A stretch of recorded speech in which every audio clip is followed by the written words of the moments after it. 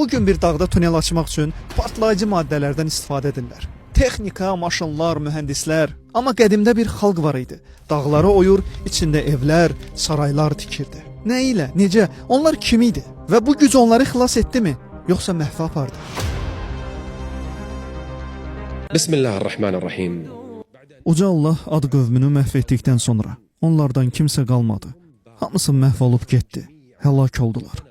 Ərəbistan yarımadasının şimalında Əl-Hicr adlanan ərazidə Nuhun oğlu Samın nəsli öz sivilizasiyalarını qurdular. Onların da babası İrəmdir. Lakin onlar fərqli ərazilərə yayıldılar.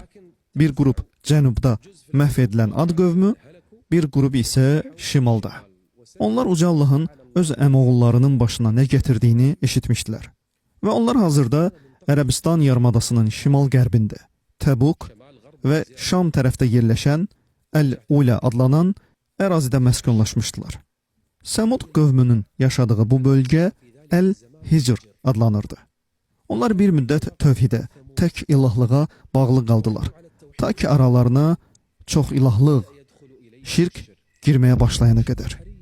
Şeytan hər bir diyarda və yer üzünün hər küncündə insanlara şirki təqdim etməyə can atır. Allah Səmud qövmünə bol-bol nemətlər bəxş etmişdi. Bu nemətlərdən biri də o idi ki, onların ömürləri uzun idi. O dərəcədə ki, onlar ağacdan ev tikəndi. Ağac çürüyürdü, lakin özləri hələ ölmürdülər. Gördülər ki, ağac onlara fayda vermir, buna görə də dağları oymağa başladılar. Çünki dağlar davamlıdır. Ömürləri uzun, bədənləri güclü idi və həmçinin onlara gözəl nitq qabiliyyəti, fəsahət də verilmişdi. Onlar da ad qövmü kimi ərəb idilər. Onlar saf ərəblərdən idilər və Səmud qövmü də ərəb idi. Allah onlara gözəl nitq, geniş bədən quruluşu, həmçinin məhsul, bağ-bağça və su nemətləri bəxş etmişdi. Onlar həm yaşamaq, həm də ruzi üçün dağları oyurdular. Aralarında çox ilahlıq zuhur etdi. Uca Allah heç bir topluma onlara elçi göndərmədən və ya aralarında bir peyğəmbər təyin etmədən başla-başına buraxmadı.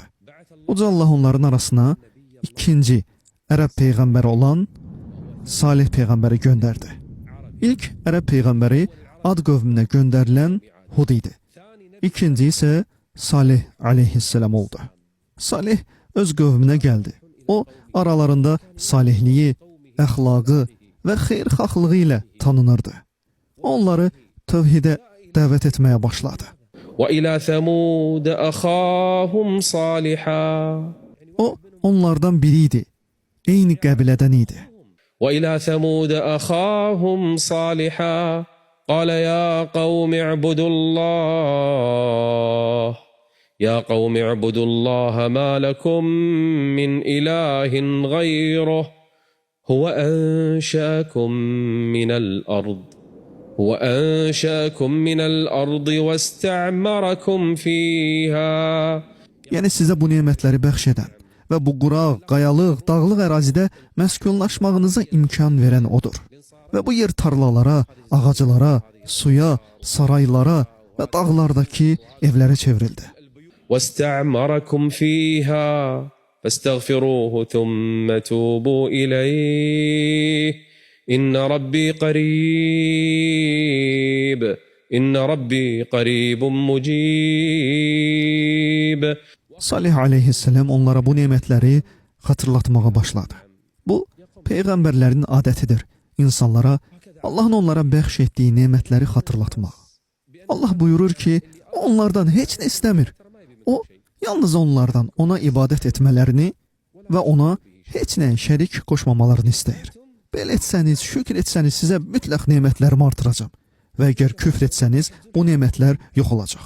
أَتُتْرَكُونَ فِي مَا هَاهُنَا آمِنِينَ فِي جَنَّاتٍ وَعُيُونٍ وَزُرُوعٍ وَنَخْلٍ طَلْعُهَا هَضِيمٌ.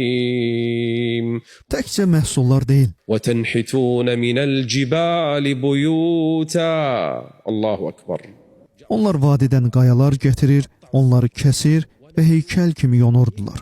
O dövrdə bunu kim edə bilərdi? Əgər onların yaşadığı yerə getsəniz və dağları necə yonduqlarını görsəniz, bunun bir şah əsər olduğunun şahid olarsınız. O qədim dövrlərdə dağları yonmaq üçün bütün bu imkanlara necə sahib idilər? Bugün bir tunel tikmək üçün dağı partlatmağa partlayıcı maddələr lazımdır. Bu insanlar isə dağların içində saraylar, evlər və otaqlar tikirdilər. Bu nemətlər haradan gəlir? Onların hamısı aləmlərin Rəbbindən gəlir. وتنحتون من الجبال بيوتا فارهين فاتقوا الله وأطيعون. Əgər Səmud qövmünün nələrə nail olduğunu, Allahın onlara verdiyi gücü və dağların içində nümayiş etdirdikləri sənətkarlığı görə bilsəydiniz. Onlar təkcə dağları yonmurdular, həm də onların içində otaqlar düzəldirdilər. Dağların daxilində tikdikləri sarayların bir hissəsi, lakin hamısı deyil, bütöv qalıb. Onların yalnız kiçik bir hissəsi günümüzə qədər gəlib çatmışdır. Çox hissəsi zamanla yox olub gedib. Lakin ondan qalanlar həqiqətən də Allahın ayələrindən, nişanələrindən biri sübutdur və uca Allahın nemətlərindən böyük bir nemətdir. Salih onları uca Allaha çağırmağa başladı və xalqların adəti üzrə zəiflər Peyğəmbərə iman gətirir, təkəbbürlülər isə ona qarşı çıxırdılar. Onlar Allahın Peyğəmbəri Salihə aleyhisselam necə cavab verdilər?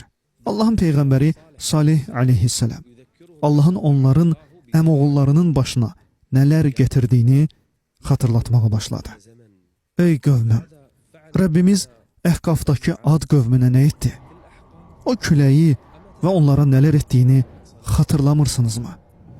Görmürsünüzmü ki, nə gücləri onlara fayda verdi, nə də uca Allahın əmrindən yayına bildilər. O, onlara zaman və nəsil baxımından yaxın olan Ad qövmünü xatırlatmağa başladı. Lakin bu nəsihət Səmud qövmünə fayda verəcəkmi? وَاذْكُرُوا إِذْ جَعَلَكُمْ خُلَفَاءَ مِنْ بَعْدِ عَادٍ. Allah onlardan sonra sizə güc verdi. وَبَوَّأَكُمْ فِي الْأَرْضِ تَتَّخِذُونَ مِنْ سُهُولِهَا قُصُورًا وَتَنْحِتُونَ الْجِبَالَ بُيُوتًا فَاذْكُرُوا آلَاءَ اللَّهِ وَلَا تَعْثَوْا فِي الْأَرْضِ مُفْسِدِينَ. O onlara Allahın nemətlərini xatırlatdı və dedi: Uca Allahın Ad qövmünə nə etdiyinə baxın. O sizi onlardan sonra imanın və tövhidin varisləri kimi saxladı. Onları məhv etdi. Sizi isə yaşamaq üçün yer verdi və bu nemətləri bəxş etdi. Salihə aleyhisselam necə cavab verdiklərini bilirsinizmi? Onlar peşmançılıqla dedilər: Ey Salih, bilirsənmi biz səni necə görürdük və sənə necə hörmət edirdik? Səmud qövmünün metoduna baxın. Onların insanları aldatmaq üçün istifadə etdikləri aydın və inandırıcı bir danışıq üslublar var idi. Onlar dedilər: Ey Salih, bilirsənmi biz səni kim hesab edirdik? Biz səni sadəcə hər hansı bir insan hesab etmirdik. Əksinə səni hörmətli, izzətli və yüksək məqam sahibi sayırdıq. Sənin aramızda liderlərdən biri olacağını düşünürdük. Onu şirnikləşdirməyə başladılar. Deməli, rəhbərlərimizdən biri olacağını ümid etdiyimiz sən, indi bizi bu dəvətlə çağırırsan? قالوا يا صالح قد كنت فينا مرجوا قبل هذا أتنهانا أن نعبد ما يعبد آباؤنا وإننا لفي شك مما تدعونا إليه مريب. Deməli, biz səndə xeyir gördüyümüz və səndən yaxşılıq ümid etdiyimiz halda sən bizi bu dəvətlə çağırırsan və biz sənin insanların ən yaxşılarından birinə çevriləcəyini, onlar arasında yüksək mövqe tutacağını gözləyirdik. Allahın Peyğəmbəri Salihə qarşı istifadə etdikləri hiləgər taktikalara baxın. O cavab verdi: أرأيتم إن كنت على بينة من ربي وآتاني منه رحمة. Sizə dediklərim aləmlərin Rəbbindəndir. Allah mənə vəhiy və mərhəmət bəxş edib ki, mən də onu sizə ötürmək istəyirəm. Siz isə məni məqam, vəzifə ilə şirnikləşdirirsiniz. فَمَنْ يَنْصُرُنِي مِنَ اللَّهِ.